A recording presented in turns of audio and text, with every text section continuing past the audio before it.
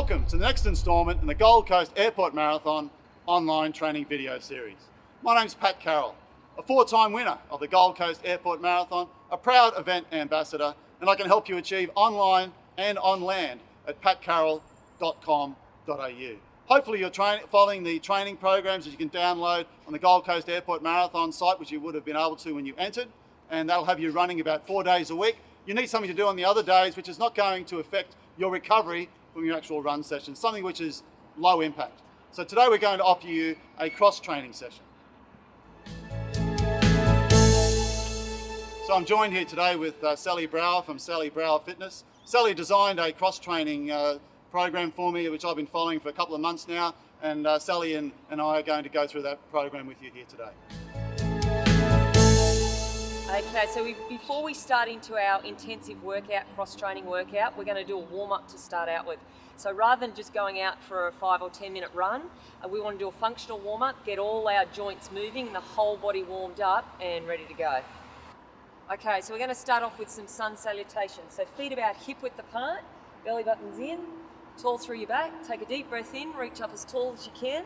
And then as you breathe out, take your chin in towards your chest and fold down. Take a big step back on your right leg to a lunge and make sure your knee ends up on top of your ankle. So sink down through your hips, step your other foot back, butt up in the air. Pushing your heels towards the floor and then move your chest forward so your shoulders come above your wrists. Yep, elbows in as you lower down.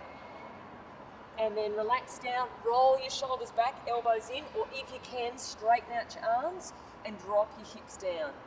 Tuck your toes under, lift your butt up again, push back through your heels, and take a big step in your right leg. Now, if your leg doesn't come all the way in, pick it up and adjust it so your knee's on top of your ankle again. Right arm reaches up, so your belly button's going towards your thigh, and then come back down, step your feet in together, and roll up through your back. So that'll be on the right side. We do the same thing on the left side. Take a breath in, reach up tall, and come down so your chest is on your thighs. Take a big step back on your left leg, making sure knee over ankle, sink through your hips.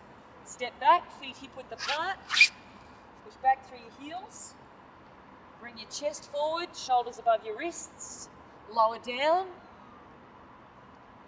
Bringing your chest through, roll your shoulders back, or if you can, straighten out your arms and sink through your hips. Tuck your toes under, lift your butt, push back through your heels. Take a big step in your left leg. If you need to, adjust the foot, step your feet in together, and roll up through the back. So you'd be doing that a couple of times each side. So you should be feeling joints cracking and moving and your whole body warming up.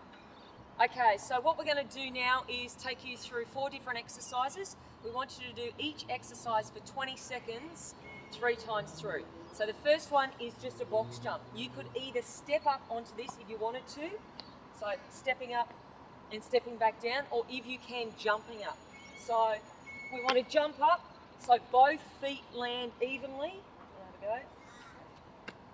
And then back down. So you want your whole foot on the step. Jumping up and jumping down. You'd be doing that continuously for 20 seconds. So do it as fast as you can for 20 seconds, time yourself, and then have a rest. 10 seconds rest, we do it again. 10 seconds rest, we do it again, and then we move on to the next exercise. The next exercise is a step up with a lunge. So stepping up on one foot.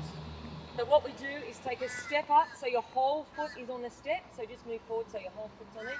Yep, lift up, knee comes up nice and high, step back, and then the foot that's on the bench steps behind and lunges back down. Yep, so you want your knee right down towards the ground. We come back up again, lift up, step back, and back down. Good. So we stay on the one leg. We do that for 20 seconds, 10 seconds break, same leg again, 10 seconds break, same leg again, then we move on to the other side. So the other leg, foot comes up, whole foot is on the step. Yep, lift up, come back down, and then step behind and lunge down. Good. So same thing again. Next exercise is full length squats. So what you want to do is feet about hip width apart, arms out in front for balance, and you want to try to get your backside as close to your heels as you can. So you're squatting right down and then pushing up through your heels. Right down, pushing up through your heels. Now if that's too much, you can come down so your butt is level to your knees and then back up. Okay, but we want to try and get full range of movement if we can. So again, 20 seconds on, 10 seconds off. Okay, so for our last exercise, we're going to be getting down onto the ground, hands directly underneath your shoulders, abs in nice and tight, so back is flat, and all you're going to be doing is jumping your feet in and pushing back out. In, out, in, out. So try not to sag through your back, make sure your abs are in nice and tight, and just as quick as you can, and away we go. So again, with each of those exercises, you're going to be doing 3 lots of 20 seconds with a 10-second break in between. Once you've done all of them, have a bit of a rest and do it again. It's up to you how long you want to do it. You want about a 20-minute workout out of it, maybe building your intensity each time you go through.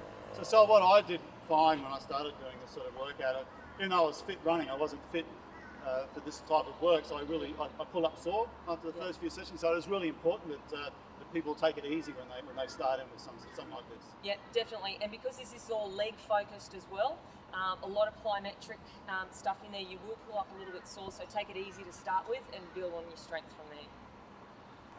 Okay, so just to finish off our workout, we're going to finish with some core exercises. So down onto the ground. You can also do this on your knees if you needed to. That would be the easier option. So the focus here is to keep your belly button in nice and tight towards your spine. Okay, and back is straight as you can make it. So from there we can hold this for a minute if you want to. To make it harder, you can take opposite arm out to leg. So just gently touching on the floor and then coming back, and then other side.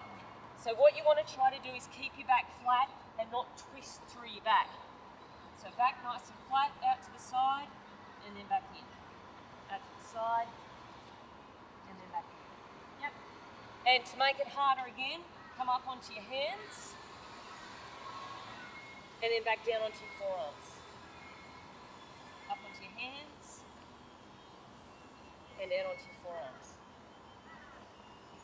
So, again, to increase intensity, obviously you'd be doing that for longer.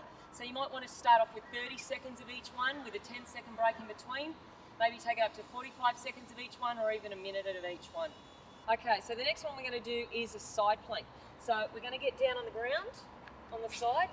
Now you want your shoulder directly on top of your elbow, and shoulders in line with hips, and either on your knees, or if you can, up on your feet. Now the idea here is to lift your hips up as high as you can and reach up with your hand.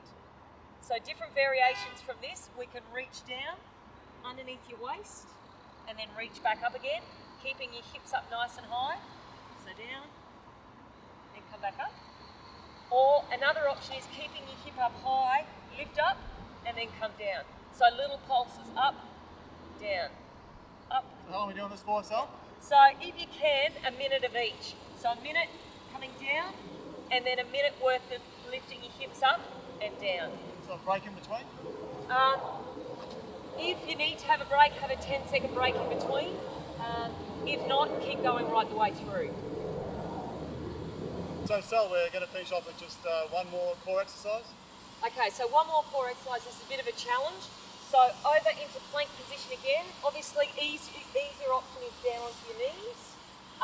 Harder option up on your toes.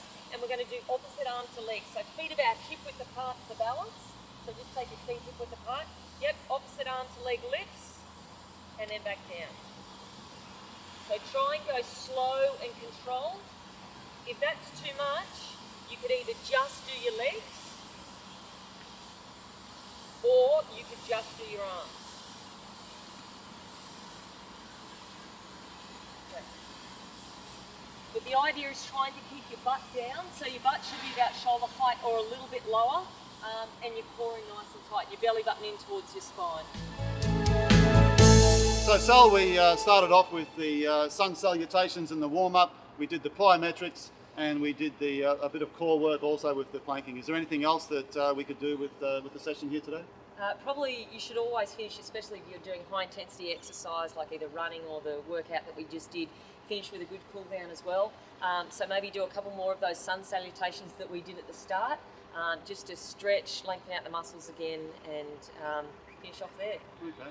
Well, I hope you found the video informative, and I certainly wish you all the best for your preparation for the Gold Coast Airport Marathon, the first weekend in July. I'm excited. I'll be involved, as I have been involved for the last 20 odd years. So I wish you all the best for your preparation, and I'd like to thank Sal. Sal, thanks a lot for joining us here today. Thank you.